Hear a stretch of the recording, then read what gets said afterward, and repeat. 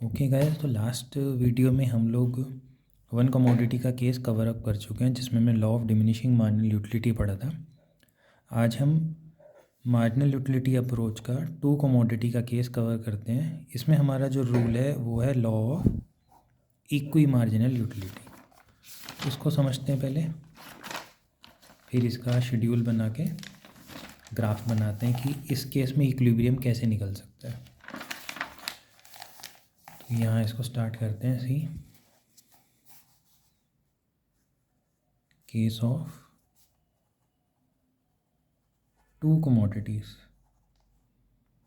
तो कहे जब आप टू कमोडिटीज़ की केस में इक्विलिब्रियम निकालते हो यूटिलिटी एनालिसिस से, तो वहाँ पे जो फॉर्मूला है कंज्यूमर इक्विलिब्रियम का वो थोड़ा सा चेंज हो जाता है। अब वो फॉर्मूला बन जाता है M U X upon P X should be equal to M U Y upon P Y.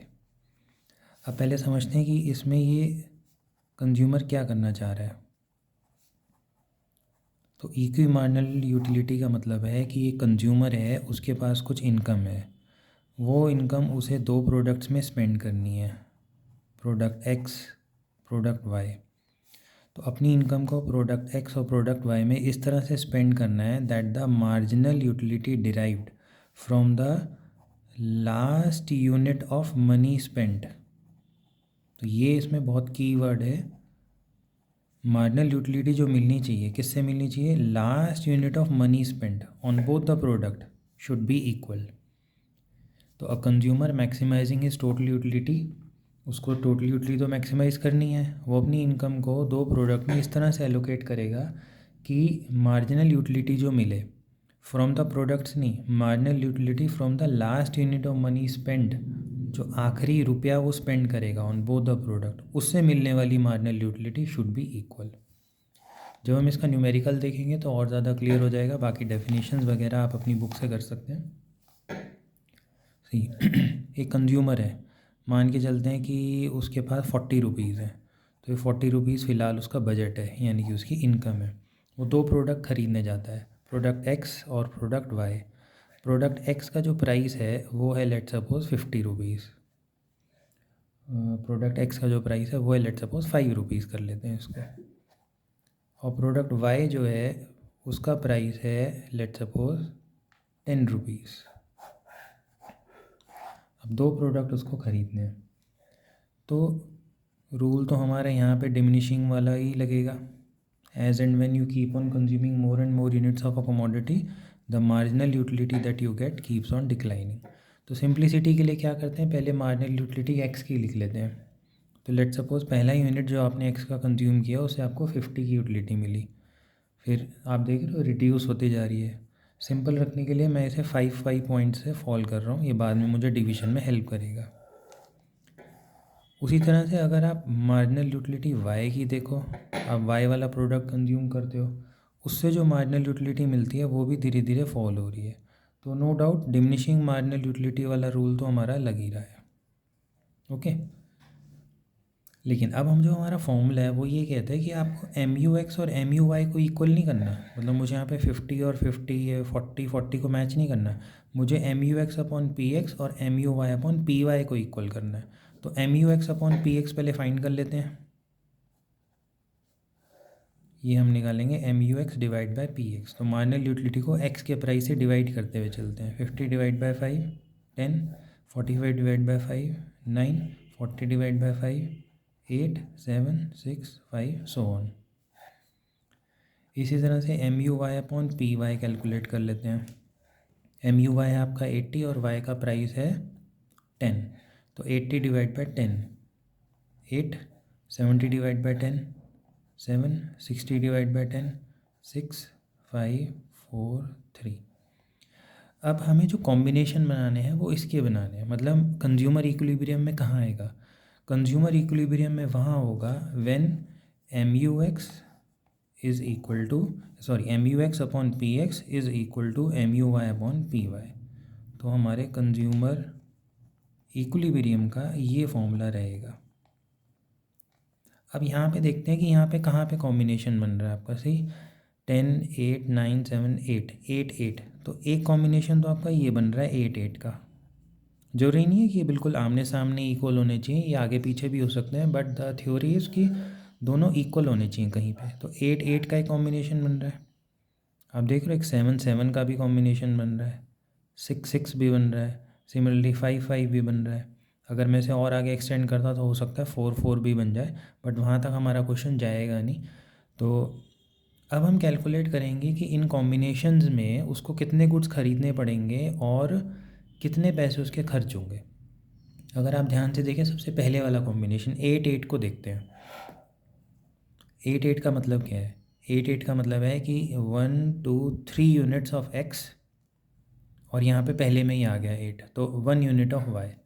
तो इसका मतलब आपको 3 यूनिट्स एक्स के ख़रीद लेने हैं और 1 यूनिट वाई का ख़रीद लेना है। अब एक्स का प्राइस मैंने माना था 5 रुपये, तो इसमें मेरे कितने रुपीज़ खर्च हो गए? 15। वाई का प्राइस मैंने लिया था 10 रुपीज़, वाई में मेरे खर्च हुए 10, तो मेरे टोटल रुपीज़ कितने स्पेंड हुए? 25। जबकि मैं इनकम कितनी लेके गया था? 40 रुपीज़। तो इसका मतलब ये हुआ कि ये कॉम्बिनेशन मेरे लिए सही नहीं है, क्योंकि इसमें मेरी इनकम अभी पूरी तरह स्पेंड नहीं हुई। I am just spending 25 rupees. अब नेक्स्ट कॉम्बिनेशन देखते हैं 7 7 वाला। 7 7 हमें ये बता रहा है कि 1 2 3 4 4 यूनिट्स एक्स के ले लो और 1 2 2 यूनिट्स वाई के ले लो। तो 4 units of X and 2 units of Y. तो 4 इंटू 5 20 रुपीज़ यहाँ खर्च हुए आपके, 2 इंटू 10 20 रुपीज़ यहाँ खर्च हुए, तो 40। This is the ideal combination. तो यहाँ पे आपकी इनकम के बराबर ही आपका खर्चा हो रहा है, तो 40 रुपीज़ आपके स्पेंड हो जा रहे हैं। एक बार नेक्स्ट वाला भी चेक कर लेते हैं, 6 6 वाला। 6 6 वाला कॉम्बिनेशन हमें क्या बता रहा है? 1 2 3 4 5 5 यूनिट्स ऑफ एक्स और 1 2 3 यूनिट्स ऑफ वाई। तो वो कॉम्बिनेशन हमें कह रहा है 5 units of X and 3 units of Y. तो 5 5 25 रुपीज़ स्पेंड हुए और 3 10 30। तो यहाँ तो आपका एक्सपेंडिचर आ जाएगा 55, जबकि आपकी इनकम जो थी उसकी लिमिट है 40 रुपीज़। तो ये कॉम्बिनेशन तो आप वैसे भी अचीव नहीं कर सकते। इसमें आपकी इनकम बच रही है, तो आप यूटिलिटी पे कैसे आओगे? तो 40 इज़ द आइडियल कॉम्बिनेशन, यानी कि हमारा कंज्यूमर इक्विलिब्रियम में कहाँ पे आएगा? when he purchases 4 units of x and 2 units of y। तो यहाँ पे हमारा ये रूल फॉलो हो रहा है, M U X upon P X is equal to M U Y upon P Y, यानी कि 7 इज इक्वल टू 7। तो this is the answer of consumer equilibrium. अब जो सवाल है वो ये है कि एम यू एक्स और एम यू वाई को इक्वल क्यों नहीं किया हमने एम यू एक्स को पहले प्राइस से डिवाइड किया और एम यू वाई को भी प्राइस से डिवाइड किया। सी, जब भी आप किन्हीं दो चीज़ों में कंपैरिजन करते हो तो आप हमेशा बेस जो है वो इक्वल लेते हो, कभी भी आप डिफरेंट बेस से कंपैरिजन नहीं करते। तो अब जो एक्स है, एक्स का प्राइस 5 रुपीज़ है, जबकि जो वाई है उसका प्राइस 10 रुपीज़ है। अगर मैं प्राइस को कंसिडर ना करूँ, मैं आपसे डायरेक्टली एक क्वेश्चन पूछता हूँ, जस्ट इग्नोर द प्राइस। आपको केवल ये डेटा देखना है कि M U X is giving you 50 utility and M U Y is giving you 80 का यूटिलिटी। अगर कोई आपसे पूछेंगे इन दोनों में से आप कौन सा प्रोडक्ट प्रेफर करोगे, तो आप बोलोगे वाई वाला। क्यों? Because Y is giving you utility of 80, X is giving you utility of 50। तो आंसर हमारा होगा वाई। लेकिन दोनों के प्राइसेस में डिफरेंस है, देखिए। तो इसलिए कंपैरिजन करने के लिए हमने क्या किया, दोनों की मार्जिनल यूटिलिटी को प्राइस से डिवाइड किया। अब आप एक्स का एग्जांपल देखिए। जब आप एक्स का पहला यूनिट कंज्यूम करते हैं तो आपको उससे जो मार्जिनल यूटिलिटी मिल रही है वो है 50। ये हमने एग्जांपल में अज्यूम किया हुआ है। पहले यूनिट में एक्स से मुझे कितनी यूटिलिटी मिल रही है? 50। ओके, तो क्या हम ये बोल सकते हैं कि एक्स का पहला यूनिट कंज्यूम करके हमें 50 की यूटिलिटी मिली? तो क्या हम ये बोल सकते हैं कि एक्स में 5 रुपीज़ हमने स्पेंड किया तो हमें 50 की यूटिलिटी मिली? तो क्या हम ये भी बोल सकते हैं कि एक्स में अगर हम 1 रुपी स्पेंड करें तो हमें 50 डिवाइड बाय 5 यानी कि 10 की यूटिलिटी मिलेगी ऑन 1 रुपी?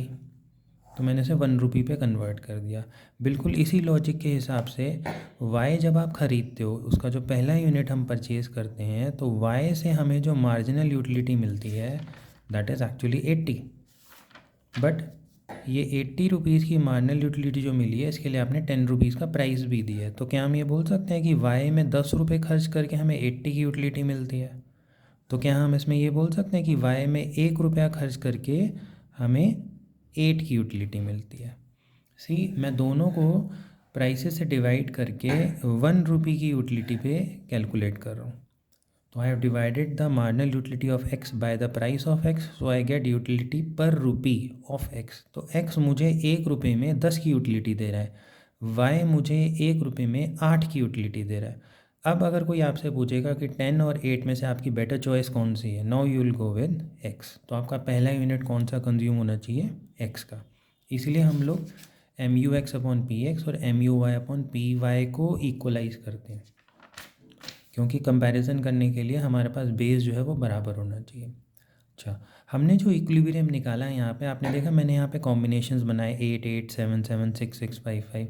बिना कॉम्बिनेशन बनाए हुए भी आप डायरेक्टली इक्विलिब्रियम निकाल सकते हो। अब वो कैसे निकाल सकते हैं, एक बार इसको देखते हैं। तो वही टेबल है बिल्कुल सेम, लेकिन उसमें से अब मैंने केवल M U X upon P X और M U Y upon P Y को एक्सट्रैक्ट कर लिया अलग अलग यूनिट्स वाला। तो फुल टेबल मैं दोबारा नहीं बना रहा हूँ, केवल M U X upon P X और M U Y upon P Y. M U X upon P X हमारा कैसे चल रहा था यूनिट्स पे, 1 2 3 4 5 6। तो M U X upon P X कहाँ से स्टार्ट हुआ था हमारा, 10 9 8 7 6 5। और M U Y upon P Y हमारा स्टार्ट हुआ था 8 7 6 5 4 3। इस तरह से हमारा टेबल बना था, जिसमें मैंने अब खाली M U X upon P X और M U Y upon P Y लेके गए। ठीक है, अब फिर से इमेजिन करते हैं आपके पास 40 रुपीज़ है। ध्यान रखना है एक्स का प्राइस वही 5 रुपीज़ है और वाई का प्राइस वही 10 रुपीज़ है। ओके, अब देखिए ध्यान से, दोनों ही प्रोडक्ट्स की 1 रुपी की यूटिलिटी आपके सामने। अब दोनों में से आपसे कोई पूछे कि 10 9 8 इनमें से आप कौन सा पहला प्रोडक्ट कंज्यूम करोगे, ऑब्वियसली 10 वाला, जिसमें यूटिलिटी आपको ज़्यादा मिल रही है। यानी कि आपने एक प्रोडक्ट एक्स का ले लिया तो आपके 5 रुपीज़ स्पेंड हो गए, आपके पास 35 बच गए। अब 9 और 8 में से आप कौन सा चूज़ करोगे, 9 वाला, फिर आपके 5 रुपीज़ स्पेंड हो गए, बचे 30। अब 8 और 8 में से आप कौन सा चूज़ करोगे, ऑब्वियसली दोनों मुझे सेम यूटिलिटी दे रहे हैं, तो इस बार मैं क्या करता हूँ, वाई ले लेता हूँ। तो मेरे 10 रुपीज़ खर्च हो गए, बचे 20। अब आप देखिए 8 और 7 में हम कौन सा चूज़ करें, ये वाला 8, ऑब्वियसली ये ज़्यादा दे रहा है, 5 रुपीज़ खर्च हो गए, 15 रुपीज़ बच गए। अब 7 और 7 में आप कौन सा चूज़ करोगे, कोई भी उठा सकते हो, एक्स भी और वाई भी। इस बार हम लोग एक्स ले लेते हैं, 5 रुपीज़ और खर्च हो गए, बचे 10 रुपीज़। अब हम 7 और 6 में से कौन सा लेंगे, 7 6, यहाँ भी 6 है तो ऑब्वियसली अब हम 7 वाला लेंगे। तो ये 7 जो था वाई की कैटेगरी का है, इसके भी 10 रुपीज़ खर्च हो गए। सी, आपकी इनकम ज़ीरो हो गई, यानी कि आपके सारे 40 रुपीज़ खर्च हो चुके हैं। और कॉम्बिनेशन देखिए वही आया, 1 2 3 4 units of X and 2 units of Y. तो इस तरह से भी हम लोग कैलकुलेट करके कंज्यूमर का इक्विलिब्रियम निकाल सकते हैं। ओके, अब जो अगला क्वेश्चन आता है इसमें वो ये आता है कि अगर सिचुएशन इस तरह से है, if M U X upon P X is greater than M U Y upon P Y, what will be the consequence. ये कुछ नहीं है, देखिए वही है जो अभी मैंने आपको ओरली कराया है, ये 10 9 8। अब बताइए 10 और 8 में 10 साइड बढ़ी है तो 10 इज़ ग्रेटर देन 8। तो यही सिचुएशन तो वो ऊपर पूछ रहा है। अगर M U X upon P X M U Y upon P Y से ग्रेटर है, यानी कि 10 जो है वो 8 से ज़्यादा है, इसका मतलब the consumer is getting more satisfaction in the consumption of product x. उसको एक्स से ज़्यादा सेटिस्फैक्शन मिल रहा है, तो वो क्या करेगा, ही will keep on consuming x. कब तक कंज्यूम करेगा वो, जब तक कि वो बराबरी में ना आ जाए। तो इसका सिंपल सा आंसर है, if M U X upon P X is greater than M U Y upon P Y, it simply means that the consumer is getting more satisfaction in consumption of product X, so he will keep on consuming X। कब तक करेगा, till the time he reaches the stage of equilibrium, यानी कि वही M U X upon P X is equal to M U Y upon P Y. इसी में अगर मैं आपसे ये पूछूं, अगर सिचुएशन चेंज हो जाती, अब मैं आपसे कहता if M U X upon P X is less than M U Y upon P Y, अब हमारा आंसर क्या होगा कि M U Y upon P Y जो है वो M U X upon P X से ज़्यादा है। इसका मतलब the consumer is getting more satisfaction in consumption of product Y, so what he will do, he will keep on consuming product Y till the time he reaches equilibrium मतलब ultimately उसे आना उसी level पे है जहाँ पे दोनों बराबर होंगे। तो जोन सी साइड हैवी है वो तब तक उसको कंज्यूम करता रहेगा जब तक कि वो वापस यहाँ पे ना आ जाए। This is your simple marginal utility analysis in case of two commodities.